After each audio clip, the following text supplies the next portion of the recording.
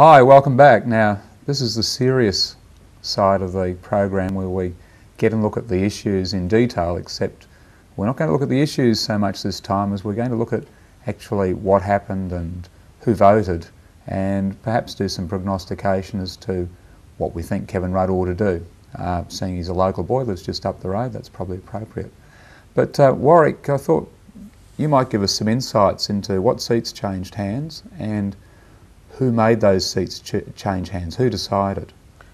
Well, the first point is that Labor won convincingly across the country except for Western Australia.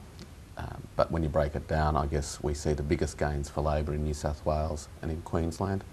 And the people that drove that change were single mothers who came over to Labor in droves, working families, to rehash the hackneyed campaign term, but very specifically a particular type of working family. The families where there's a male working in the trades, living in the outer suburbs in a Mac mansion, formerly a Howard Battler, moved through the process to become a self-employed contractor with a partner who's working in a second clerical kind of occupation.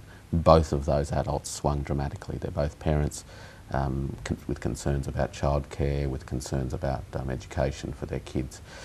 The final group that I think moved over to Labor quite significantly this time round were the welfare to work people. Those who had been on welfare for a long time were pushed very hard by the government to move out of welfare and into work, and I think they resented that. The reasons why I think these groups moved over was that Kevin Rudd in particular was able to exhibit what I describe as micro-empathy. He felt the anxieties and the pains that people experienced, notwithstanding the broad macro picture of prosperity that we have. Yeah, it's what I found interesting was if you overlaid One Nation results from, say, around 1998 over the electoral map this time around, there's a high degree of coincidence that, in a sense, this might have been another One Nation election. In a sense, I mean, clearly there's a group of people in our society who are more volatile in terms of their voting behaviour. They've switched in the past. And Pauline felt their pain, didn't she? She felt their pain, she related to them, and again it was very much about being able to re-articulate their own personal life experiences where they view politics through the prism of their own lives and provide a narrative that's synchronised with that. Dale, do you find that analysis satisfying? Oh, I'm not so sure about the One Nation. I'd have to think more about that. But the thing that impressed me most... Well, the big swings were in the outer suburban areas, they're in rural areas. Yeah, but I'm not sure they're the same people who once voted for One Nation that are now voting for... I'll have a big bet with you on that one. Oh, you always lose, though. It's unfair to take your money. Look at the election results. You just want to just take it. For me, one of the key things was about homelessness, and having spent a lot of time the last few years trying to get that topic on the public agenda, raise money for homelessness, make people aware of how many people are turned away each night at homeless shelters, and to have that acknowledged in the Prime Minister-elect's acceptance speech there. What do you call it? It's not acceptance, is it? You're not granted something. Winning speech, victory speech.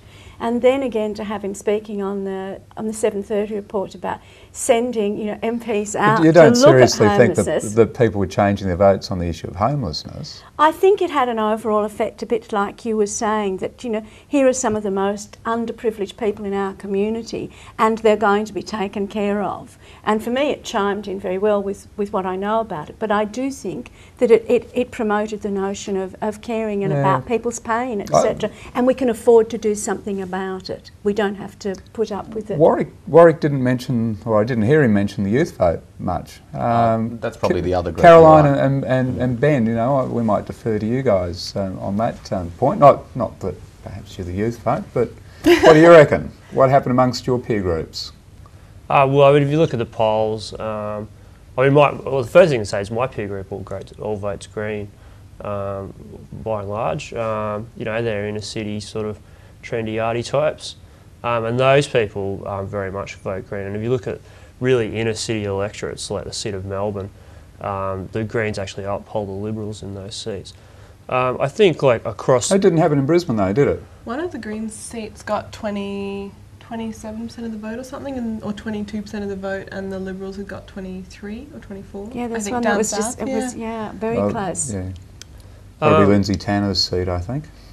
Yeah, well, I mean, I think across the board. But in Brisbane, there are very small swings in the areas where there are young people, like Griffith. The seat that Kevin Rudd represents had less than the state swing, I think probably less than the national swing. Yet it's chock-a-block. If you want to meet a single male or a single female, Cooper is the place to be. And that's in Griffith. So, you know, what was going on there? Well, Kevin's got a high personal vote and has for a number of years, and the fact that he has that vote over the historical period has meant that he's pulled those people So that over explains already. Lily and Brisbane as well, Wayne Swan and Arch Bevis. They've got positive residuals in statistical And terms. Ryan. Without A high personal vote for local surprisingly. member. Very Surprisingly, yeah. okay. Well, just look, why don't we leave the boring analysis for a second and go around the table, perhaps starting with Dale. Symbolically, people always relate best to images. What was the thing, what was the image that you'll take away from this campaign that sums it up the best? I think at the launch, the number of women on the stage and the sense of the diversity of Australian society these days. I mean, for me, even seeing Julia Gillard there and the Deputy Prime Minister, that's such a big symbolic shift in lots of ways.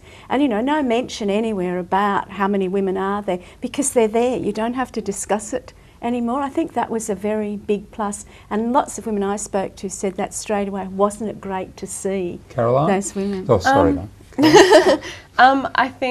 I think I might have mentioned this earlier on a few weeks ago when we were talking about the debate, and that was fresh in our minds.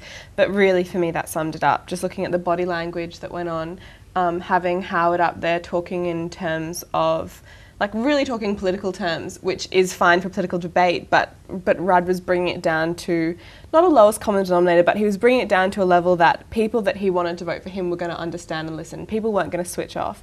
And having him stand up there, smiling, actually answering questions, and certainly having such an open body language, and then just watching Rudd, having them there in stark contrast of each other, you know, rattling off economic policy. Howard, you mean, Yeah, Howard. I'm talking about Rudd.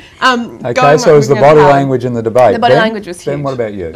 For me, it was Tony Abbott's Day from Hell. So it really just summed up, I think, what went wrong for the Liberals this campaign. They just turned up late. They turned up late, they were disorganised, they couldn't stay on message. Actually, if you look at the polls, they were closing up. And if you'd had another week, and if you assume that trends happen like that, and I'm not sure they do, then maybe if it had been held in a couple of weeks' time, Kevin would be in trouble. Well, I think a lot of people were waiting for the so-called narrowing in the polls that never happened. And, but I think, yeah, for me, it was summed up by Tony Abbott's insulting Bernie Banton, turning up late for the debate, and then swearing at Nicola Roxon. Well, you wouldn't, if you were a Liberal, you wouldn't be voting for him, obviously. For me, it was Kevin at the launch making it very clear that he was not going to be a spendthrift, and that cemented the confidence that people had that the modern Labor Party was not going to bugger the economy. And I guess for me it was the two events where you had, in one case, a woman falling over in the middle of a press conference with John Howard, and he wasn't sure what to do, and basically walked away, was ushered away by admirers and left her there. And then about 2 weeks later you had Kevin Rudd at a press conference with a young girl just to one side of him. She faints, and the next thing you know, there's St Kevin down there with the bottle of water trying to rehydrate her and get her back on her feet. And that, I guess, is similar to what you're saying and what you were saying before, that it was the symbolism, it was those interpersonal things which made the difference between the two. And I think that's something that we all agree on. Kevin was clearly relaxed during the whole campaign. We'll just take a break for a second, and we'll be back with the final segment.